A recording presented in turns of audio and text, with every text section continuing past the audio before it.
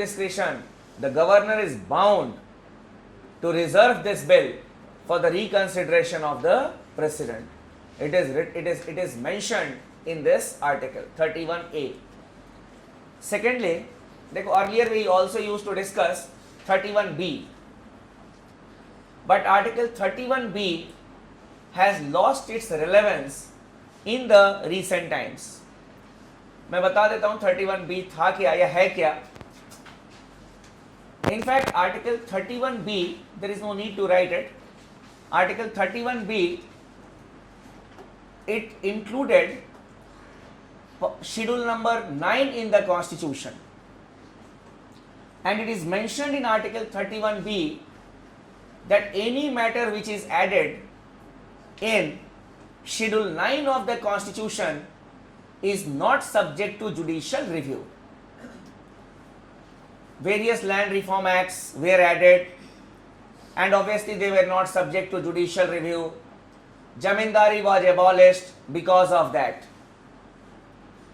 But gradually what we saw, that the laws which were passed by the states, they were politically motivated, some of them, and after the parliament's approval, they were added in the 9th schedule.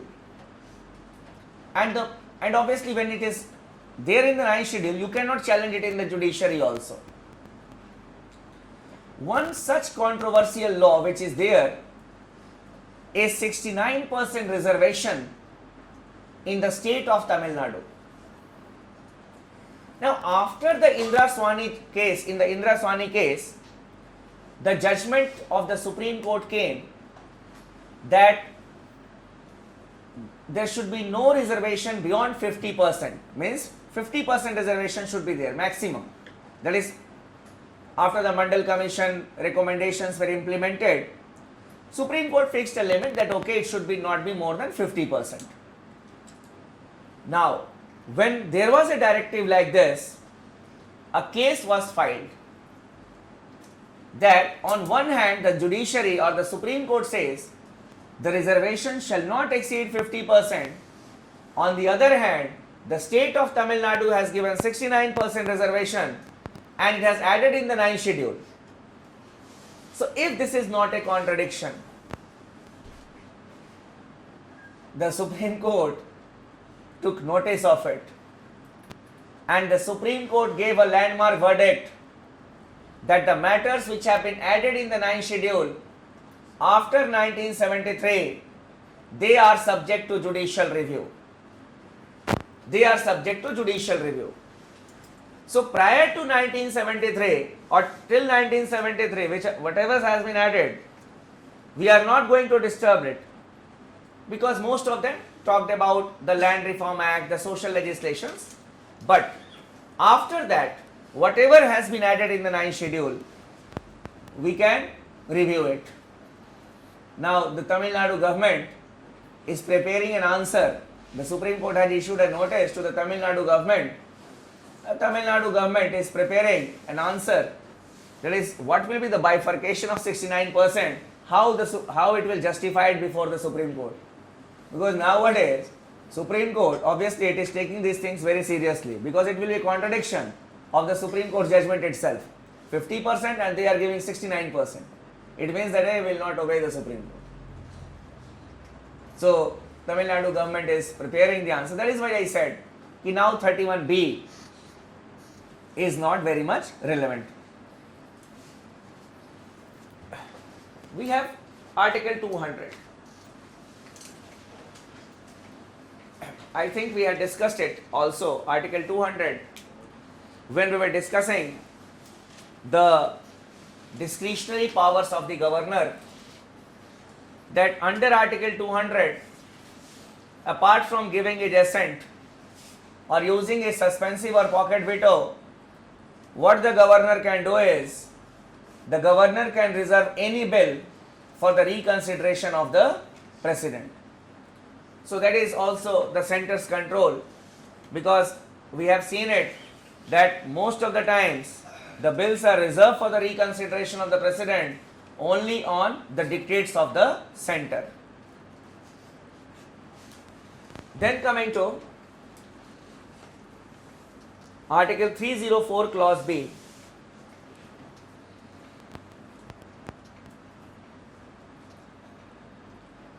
Now, in order to understand Article 304 Clause B,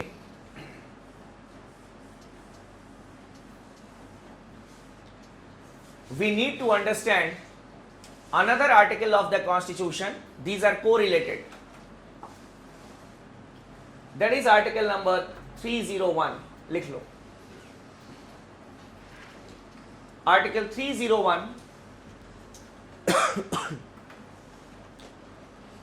holds that Article 301 holds that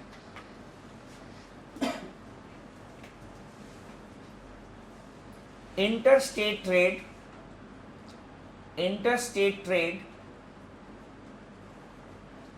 commerce, interstate trade, commerce, and intercourse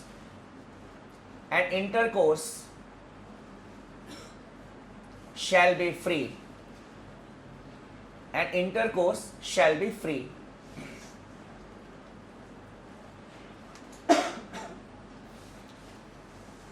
It is about interstate. It is not your Article 19 Clause 1 Clause G. वो नहीं है.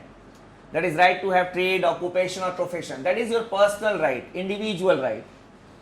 It is regarding the business aspect, interstate trade, commerce and intercourse. The Supreme Court has clarified the meaning of these three terms. Trade means buying and selling of goods. Commerce also means the same thing. That is buying and selling of goods. But the basic difference between trade and commerce is that in trade, profit making is more important, and in commerce, transaction is more important. नहीं बोलते commercial activities have started. Trade, profit making is important.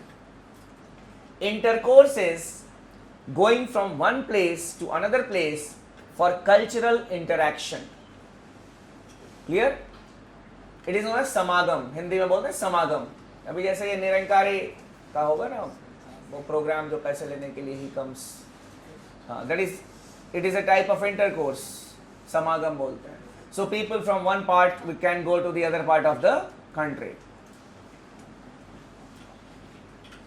Now, this is Article 301, interstate trade, commerce and intercourse. But there are some restrictions on interstate trade, commerce and intercourse. Restrictions. Here only we will be discussing Article 301. There is a continuity. Restrictions. First, under Article 302,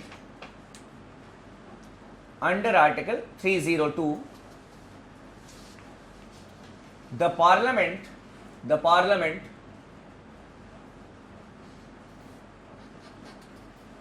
can put restrictions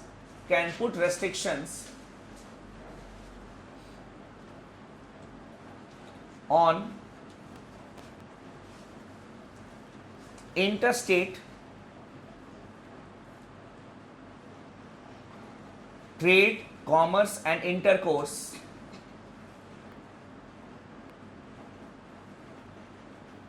in public interest.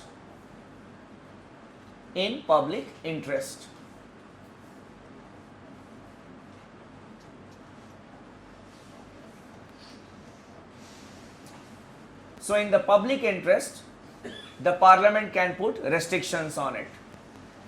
Then Article 304 Clause B. Article 304 Clause B.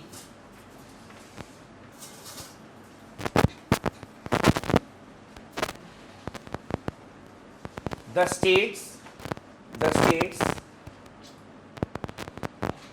can put reasonable restrictions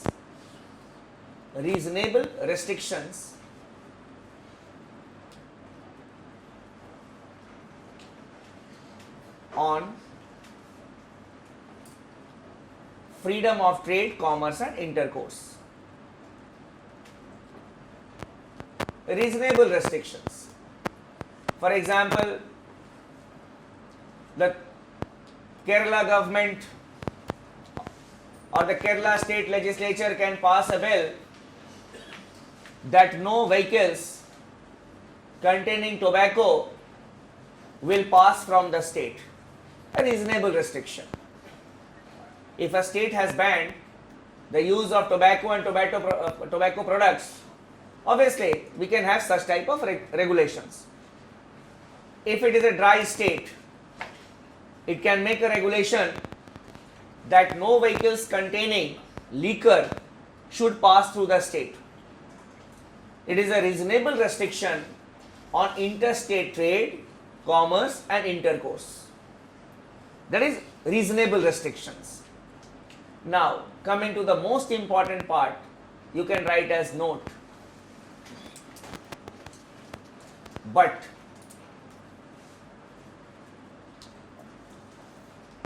such a state bill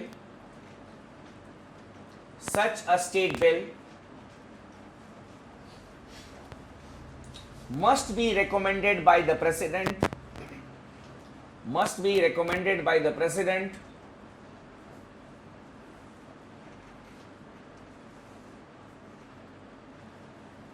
before its introduction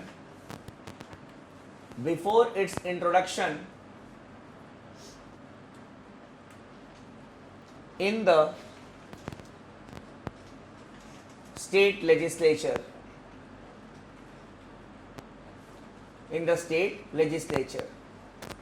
Now you say, abhi tak to till now we had discussed that a bill is passed, then it can be reserved by the governor for the reconsideration of the president.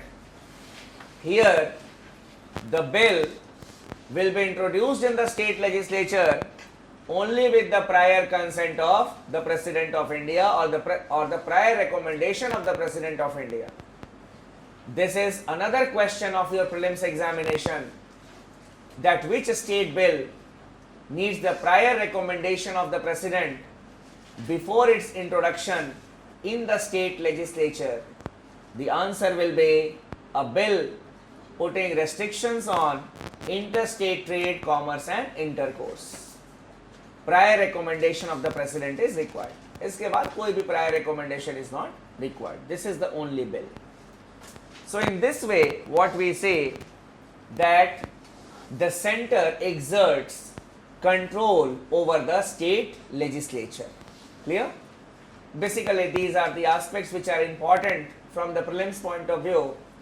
For those who are having public administration or political science as an optional, they can have such type of question that critically analyze the center-state legislative relations. Clear? That is why I explain the things in detail to you, because those who are opting for public administration, those who are opting for your political science as an optional, obviously it will be handy for you in one of your papers. Now coming to the administrative relations.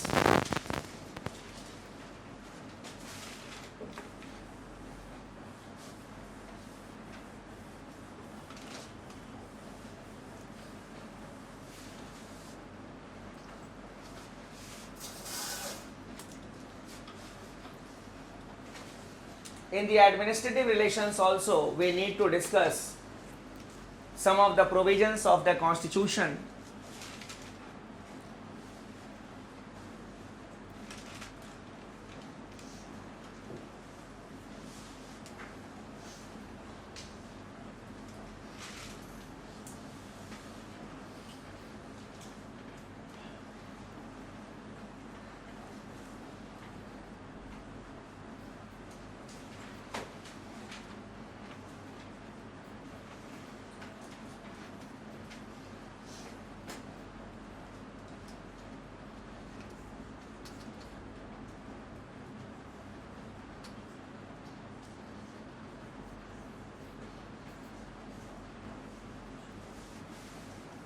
I have written it at one place, you can write it separately also.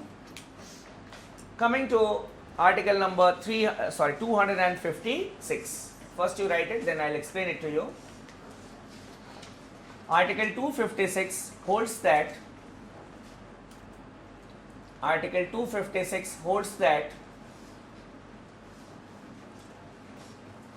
the power of the state executive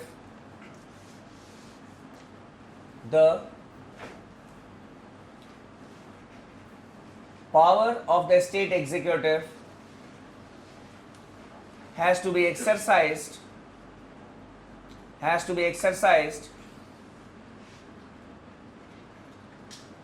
in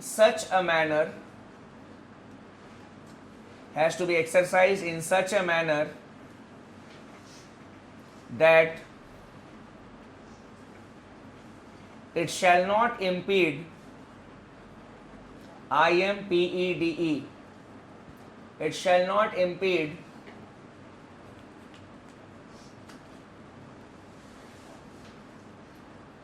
the parliamentary laws.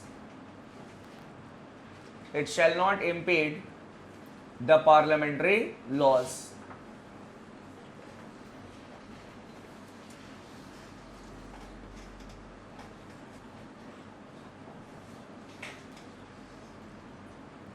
Here, if you try to understand it, basically what this article has done, it has given precedence to the laws made by the parliament.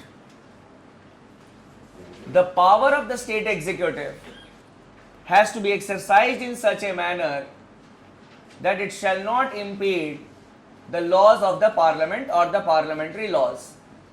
Means, if a law has been made by the parliament, then the state executive will have to give importance, primacy, to that parliamentary law. ये नहीं कि the state executive will say, no, first we'll implement the laws made by the state legislature, then we'll implement your laws. It is not like that. Otherwise it will mean that you are putting hindrance in the path of the implementation of the parliamentary law.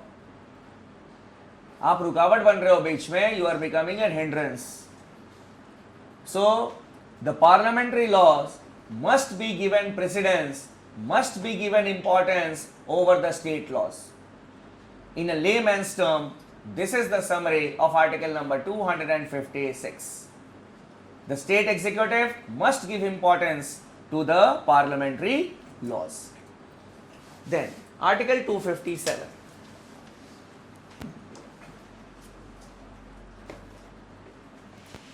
Holds that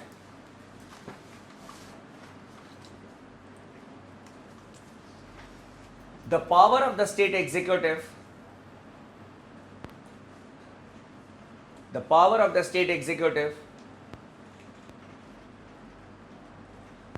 has to be exercised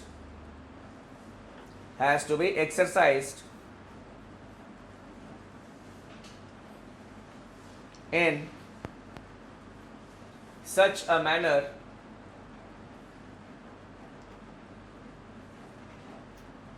that it shall not impede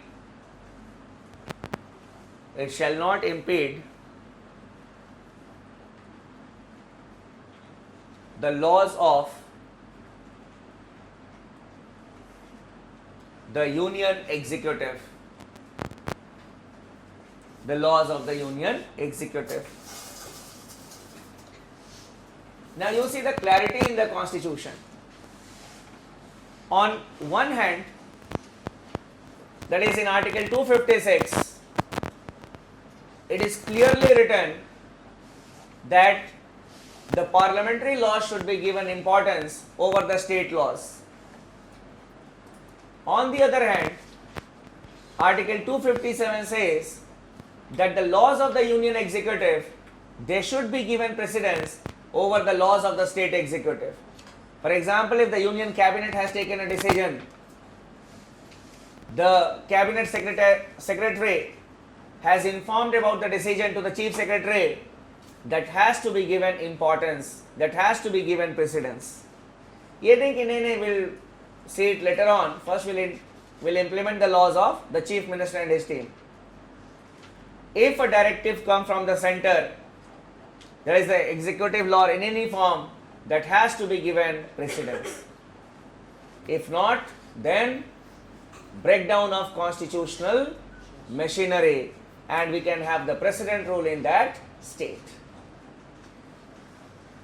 Now, apart from the two things that we had discussed, under Article 256 and 257, there is another thing which is there in both the articles, 256 and 257. That is the administrative directives. So, under these two articles, the center can provide administrative directives to the states. Why? For the maintenance and protection of the railway lines, railway property, and to maintain communication links. Most of you may have travelled by the Indian Railways. कोई है जो travel नहीं किया कभी Indian railways में? हंस क्यों रहे हो? होता है, बहुत लोग नहीं ट्रेवल करते हैं सही. If someone is there who has never travelled by railways, नहीं दिल्ली में 30% लोग हैं कभी नहीं ट्रेन में चढ़े. आप कभी नहीं चढ़े? कोई नहीं. बस का रूट होता है, अब जाना है तो यहाँ से चंडीगढ़ जाना है, यहाँ से जम्मू जाना है, लोग चले जाते हैं अपना बस में, चले गए बैठ के आराम से. So basically when we travel by railways, so you will come across two type of policemen. One is the RPF, Railway Protection Force. उसका काम होता है अलार्म चेन पुलिंग और बाकी रेलवे की सुरक्षा होती है. There is a government railway police. Government railway police. If you board a train here, if you go towards Chandigarh, you will find the Haryana police there. आगे जाओगे तो उधर फिर चंडीगढ़ तक तो हरियाणा पुलिस जाती है, because it is a common capital. Why the Haryana police is there? What is its work? Your safety. Then the protection of the railway lines which pass through your state. It is the domain of that state government. It is not the domain of the central government. So the center can give directives to state government for that purpose. And it is written in these two articles only, 256 and 257, that administrative directives can be given for the purpose. And if a state fails to abide by the administrative directives, if the railway lines are being blown, if the trains which are passing through the states are not safe, there is a constant militant attack going on, or we can say regular dacoity at regular level, we can say regular interval, it will be considered as breakdown of constitutional machinery in that state. That can be one of the reasons for precedent rule or state emergency. This is the significance of administrative directives. लिख लो, administrative directives. Under articles 256 and 257, under articles 256 and 257, the center can provide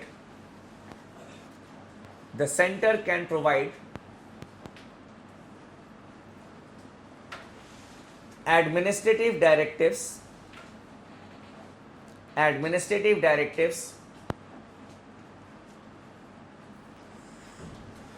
to the states for the maintenance and protection of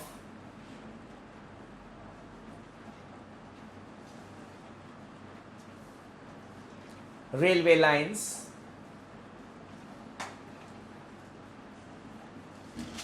railway property,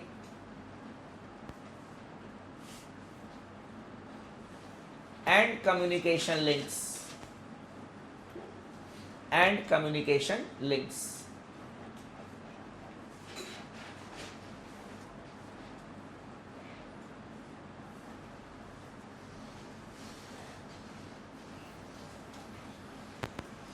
So administrative directives can be given under which articles of the Constitution?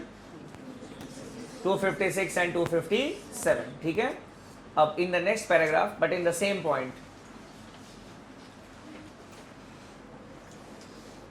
Article 365 holds that it is a continuation of the same point. Article 365 holds that if a state government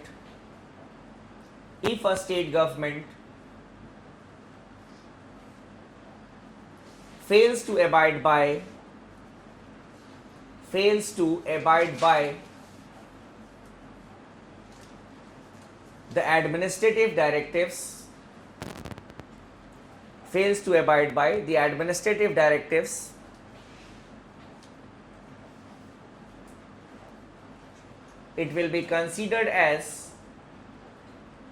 it will be considered as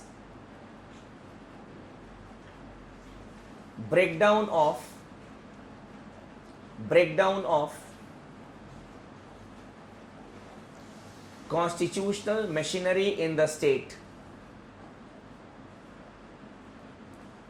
Breakdown of constitutional machinery in the state. तो यहाँ पे ये नहीं लिखा है कि there will be a precedence rule. It is written in Article 365 that what will be a ground of precedence rule, and this can be a ground of precedence rule if the state government fails to abide by the administrative directives. It is written in which article? 365. So what will happen if the administrative directives will not be followed? Then coming to article number 262.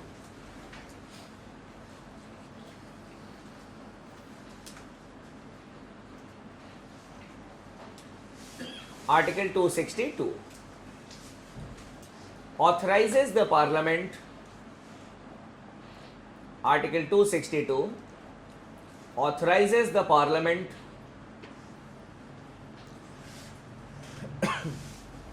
to provide by law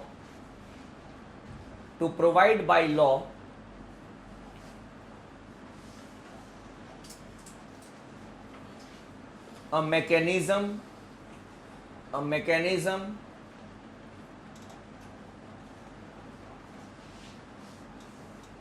to solve interstate river water disputes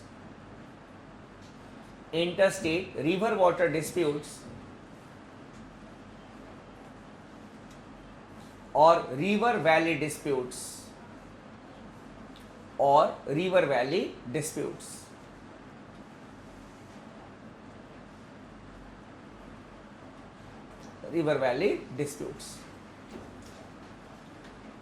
So you see, the Parliament has been authorized to make a law to solve the river water disputes or the river valley disputes. That is, you develop a mechanism how it can be solved. So when the Parliament was authorized, what the Parliament did, the Parliament passed a law, that is the River Water Disputes Act 1956. लिख लो in the next sentence. Accordingly, the Parliament passed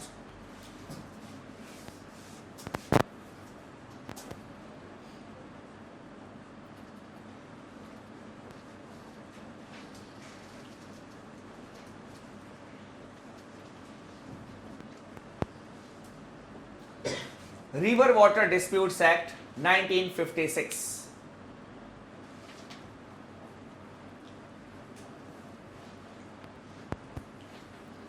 According to this act,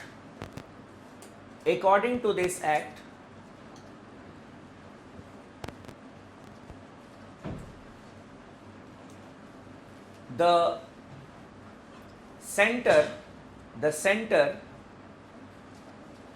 can constitute the center can constitute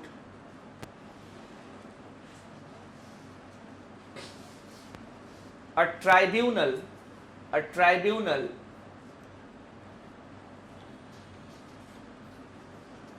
to look into such disputes